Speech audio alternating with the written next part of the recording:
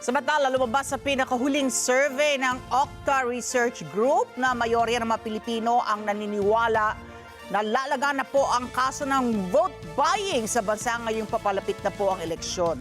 Alamin po natin ang reaksyon at pulso ng ating mga kababayan sa report ni Erlo Bringas.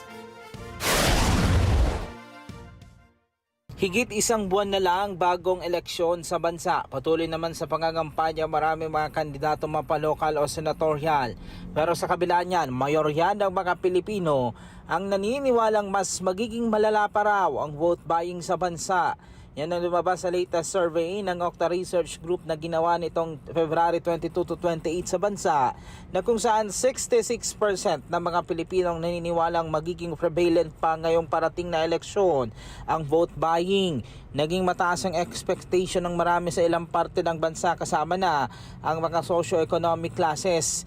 Ang natitirang halos 30% ay naniniwala namang hindi ito magkakapagbigay ng negative impact.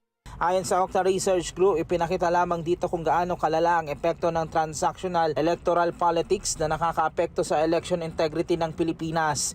Ina-acknowledge din ng maraming Pilipino patuloy na hindi magandang nangyayari tuwing halalan. Sabi pa ng Okta, layon pa ng ginawa nilang survey na matawagan ng pansin ng mga stakeholders na gumawa ng aksyon.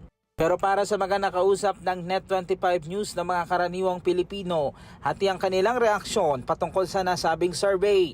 Halos ilan sa kanila naniniwala na mas tataas pa raw ang vote buying dahil sa kasalukuyang sitwasyon.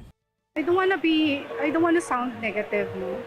But the way things are happening right now, most probably yes, but I'm still hoping that, there are still a lot of Filipinos who will still use their heads, and use their principles for the good of the Filipino people. For me, I think we'll never know. Depende kasi siya sa insights or how people believe in good governance.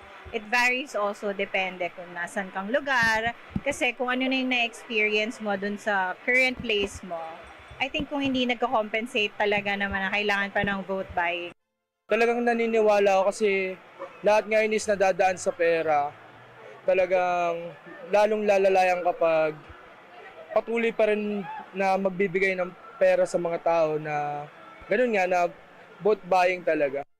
Nauna nang gumawa ang Commission on Elections sa COMELEC ng isang task force para ma-address ang issue ng vote buying at iba pang election malpractices. Erlo Bringas para sa Matadak Agila, matatag, matapang, matapat.